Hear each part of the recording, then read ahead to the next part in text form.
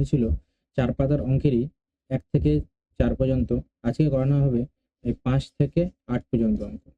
চলো দেরি না করে অঙ্কগুলো করা যাক। চলো আজকে প্রথম প্রশ্ন, একটি খাতার দাম 6 টাকা 50 পয়সা হলে 15টি খাতার দাম কত? তাহলে এই অঙ্কটা খুবই সহজে হয়ে যাবে। তাহলে একটি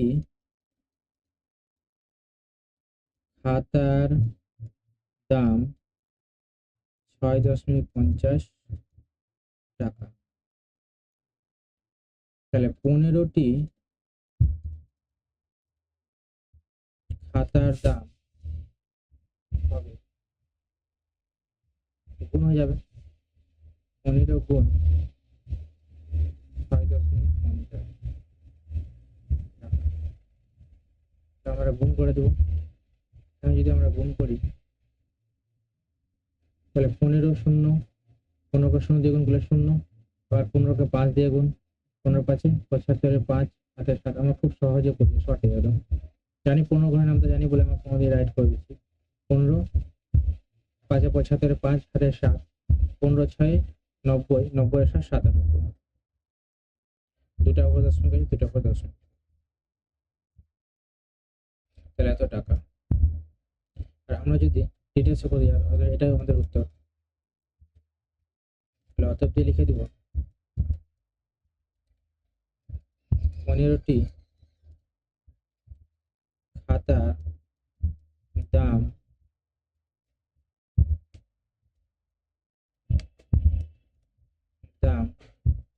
হবে 97.50 টাকা।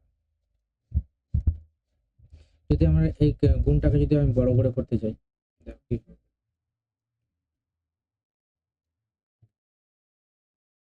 6.50 15 দিয়ে গুণ, 5কে 0 দিয়ে গুণ করলে 0, 5 5 25, 5 হাতে 2, 5 6 30 আর 2 32। আবার এখানে গুণ হবে, 1কে 0 দিয়ে গুণ করলে 0 হয়, 5 1 5 আর 6 1 6, যোগ হবে 0 5 7 আর 6 3 9। কটা পর দুটো পর দশমিক আছে, তাহলে আমরা এই দিকটাকে দুটো পর দশমিক, তাহলে 97.50 হলো। আমরা খুব সহজে মুখোমুখি করতে হবে না।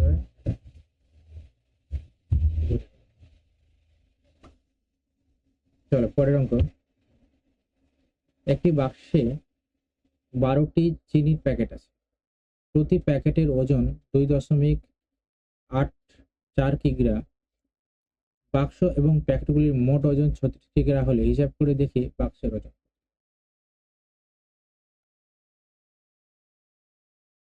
দেখব একটি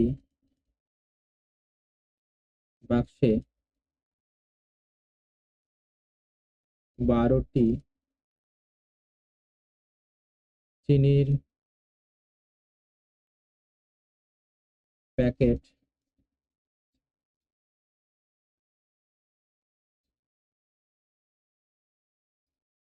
প্রতি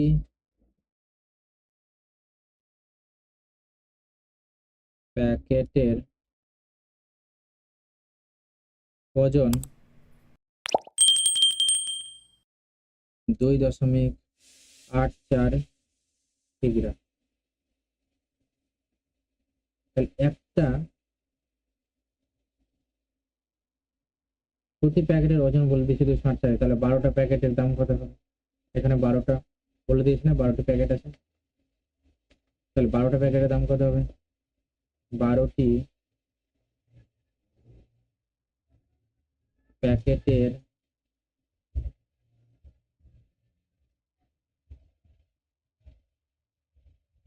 ওজন হবে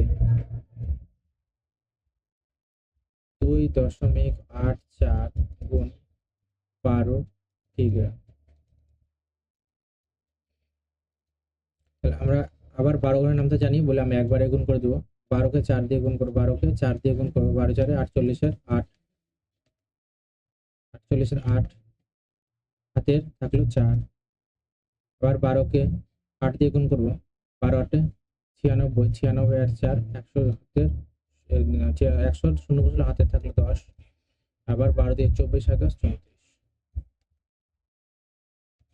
টাকা পর দশমিক বসে গেল, তাহলে 34.08 কিগ্রা। 12টা প্যাকেটের ওজন পেয়ে গেলাম। আবার বলেছে যে বাক্স এবং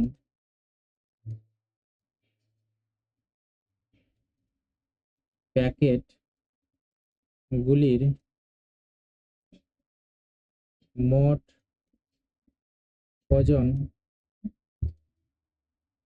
36 কিগ্রা। তাহলে শুধু বাক্সের ওজন কত হবে? শুধু বাক্সের ওজন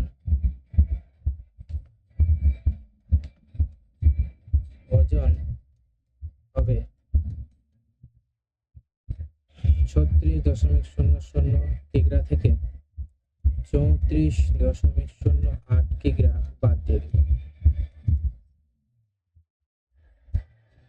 তাহলে কত হবে? আমরা রাফে এখানে বাদ দিয়ে দিই। তাহলে 34.00 কিগ্রা, এই 34.00 কিগ্রা আর 34.08 কিগ্রা বাদ দিব।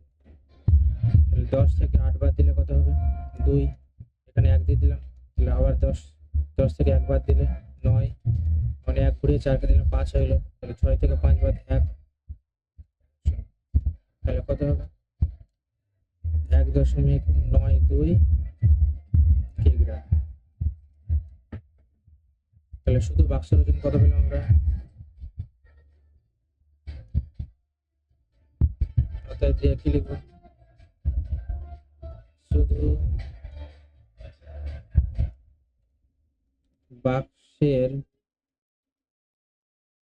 ওজন 1.92 কিগ্রা।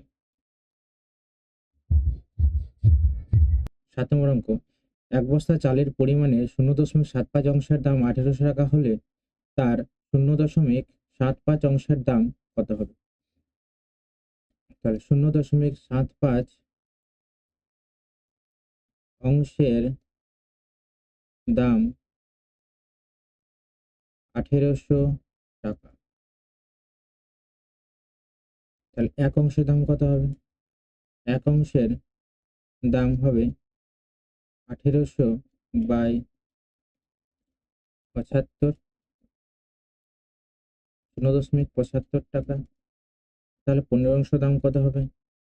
0.15 অংশের দাম 1800 গুণ 0.15 বাই 0.75 টাকা। কাটাকাটি করে নেব। দশমিক, একটা দশমিক উঠে গেল। 15 ডাইরেক্ট যাবে, 15 5 75, 15, এটা কাটাকাটি যাবে। 5 দিয়ে কাটবে, 5 3 15, 15 17 18, 15 16 17 18 3, তাহলে 30, 15 6 30, 360। তাহলে অতএব দিয়ে কত হলো? 360 টাকা। তাহলে অতএব দিয়ে লিখবো 1 বস্তা চালের পরিমাণের 0.15 অংশের দাম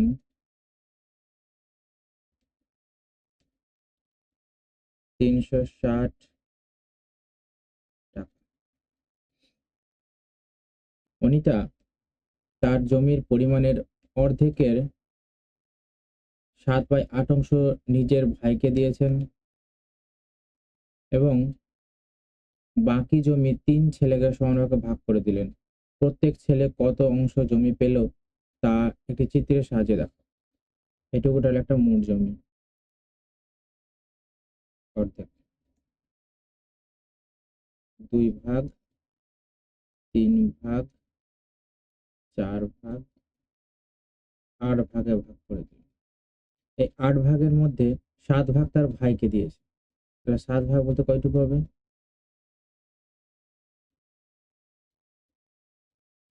এইটুকুটা তার ভাইকে দিয়ে দিয়েছে, এবং বাকি জমি 3 ছেলেকে সমান ভাগে ভাগ করে দিয়েছে। তাই এখন লিখবো, মনে করি অনিতার মোট জমি 1 অংশ।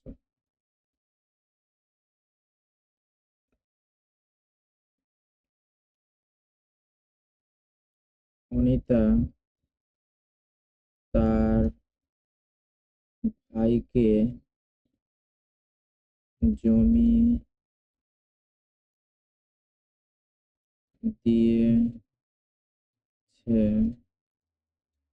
কি বলেছে, মোট জমি, তাহলে মোট জমি 1 অংশ, 1 এর অর্ধেক মানে 1/2, আবার এই 1/2-এর 7/8 অংশ জমি দিয়েছে। তাহলে 1 এর মানে হচ্ছে 1/2, আর এর মানে গুণ, গুণ করে দিলাম, 1 দিয়ে গুণ করলে 1, আর নিচে 2, 7/8 অংশ। তাহলে 7/16 অংশ, 7/16 অংশ জমি তার ভাইকে দিয়েছে। তাহলে বাকি অনিত্যদের কাছে, তাহলে বাকি কত অংশ জমি আছে? এখন অনিতার কাছে বাকি জমির পরিমাণ টোটাল জমি তার 1 অংশ ছিল, 1 অংশ থেকে 7/16 অংশ জমি তার ভাইকে দিয়ে দিয়েছে অংশ। তাহলে এখন তার কাছে জমি কত আছে? 16/7 মিশে গেল 16 অংশ।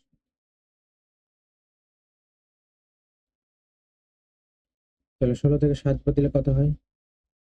16 থেকে 7 বাদ দিলে হচ্ছে 9, 9/16 অংশ।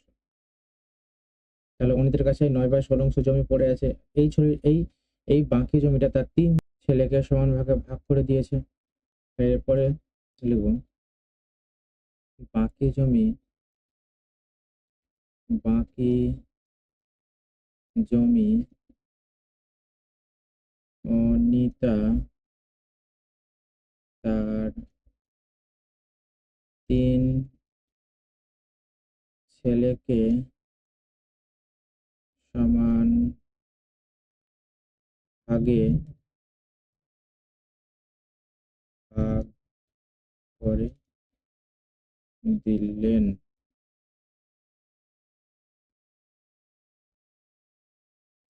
এখন অনিতা, তাহলে অনিতার প্রত্যেক ছেলে জমি পাবে। তাহলে মোট জমি কত ছিল? মোট জমি ছিল এই যে 9/7 অংশ, বাকি জমি ছিল, মোট জমি না, ওটা বাকি জমি, আমাদের কাছে বাকি জমি আছে 9/16 অংশ। তাহলে 9/16 অংশ, এটাই ওই জমিটা তার 3 ভাগে ভাগ হয়ে যাবে। তাহলে 9/16 অংশ হবে,